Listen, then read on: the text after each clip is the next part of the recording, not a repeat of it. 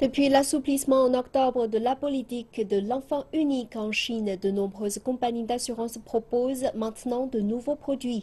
Ces polices d'assurance sont en effet adaptées aux familles ayant fait le choix d'avoir un deuxième enfant ou encore aux mères qui attendent leur second bébé. Certaines compagnies ont même pris la décision de ne pas facturer ces services.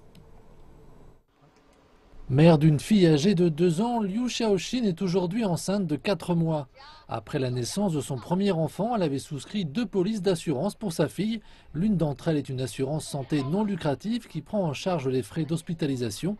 Elle est fournie par la Croix-Rouge et par les autorités éducatives et de santé. Cette mère de famille ne paie que 80 yuan par an et en cas d'hospitalisation de sa fille, elle ne devra débourser que la moitié des frais. L'autre police d'assurance est une assurance invalidité ou maladie. La prime annuelle s'élève à 4000 yuan, un montant que Liu Xiaoxin s'est engagé à verser pendant 19 ans. Ce contrat prévoit une couverture à hauteur de 300 000 yuan. Pour cette mère de famille, la question de l'assurance n'a pas été soulevée lorsqu'elle a pensé avoir un second bébé. Lorsque je réfléchissais à avoir ou non un deuxième enfant, je prenais en considération les frais de scolarité, le lait maternisé, les couches, etc. Mais je ne me suis jamais souciée de l'assurance. Comme vous me posez la question, je souscrirai certainement la même assurance que celle du premier enfant. Peut-être que j'achèterai une assurance éducation, car les deux enfants auront 3 ans d'écart et à un moment, il nous faudra payer beaucoup de frais scolaires. En attendant, Liu Xiaoxin a souscrit une assurance maternité qui l'engage sur 2 ans. En contrepartie, elle bénéficie d'une couverture intégrale de l'ensemble des frais médicaux liés à sa grossesse, ainsi que l'accès à une clinique privée confortable.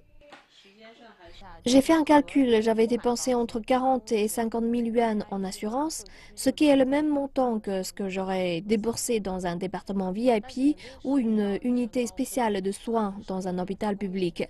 Mais c'est beaucoup plus que ce que j'avais dépensé à l'hôpital public lors de ma première grossesse. J'en avais seulement eu pour quelques milliers de yuan. Liu Xiaoxin n'est pas la seule qui se montre préoccupée à l'idée d'avoir un second enfant. D'après les experts, la Chine accueillera chaque année 2,5 millions de nourrissons supplémentaires après l'application de la politique autorisant un deuxième enfant. Le pic des naissances devrait se situer aux alentours de 2017. Des sociétés d'assurance étrangères et de petites sociétés d'assurance chinoises, ces dernières ne représentant que 5% du marché, ont déjà préparé un bouquet de nouveaux produits destinés aux femmes enceintes. Il s'agit d'un fait marquant puisqu'auparavant, les politiques d'assurance familiale étaient principalement tournées vers l'assurance vie ou l'assurance éducation de l'enfant. La tendance principale qu'on constate est que les organismes de contrôle libéralisent les produits. Cela permet davantage de solutions novatrices pour la famille et ses membres. Il existe des inquiétudes de santé pour les femmes qui donnent naissance à un âge plus avancé. Cela exige une couverture médicale spécifique et c'est quelque chose qui se fera. Certaines polices destinées aux femmes enceintes sont même proposées sans frais supplémentaires. Les futures mamans n'ont qu'à télécharger les photos de leurs examens médicaux pour obtenir leur remboursement, environ 300 yuan pour une grossesse classique. La société fait savoir que son objectif est de mettre sur pied des produits que les grandes sociétés d'assurance ne proposeront pas et d'ajouter que les informations fournies par ces femmes enceintes leur permettront d'y parvenir. Nous souhaitons proposer des produits expérimentaux, mais les compagnies d'assurance traditionnelles factureraient un prix plus élevé car elles ne possèdent aucune donnée relative à ces produits. Nous faisons l'inverse. Nous proposons ces produits gratuitement dans le but de réunir des informations. Alors que cette entreprise offre gratuitement ce type d'assurance aux femmes enceintes, elle fait savoir qu'à l'avenir, elle pourrait facturer 200 yuan pour une petite assurance.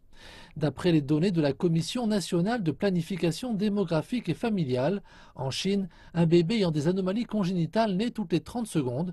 Certaines compagnies d'assurance commencent d'ailleurs à proposer des contrats qui répondent à ce problème.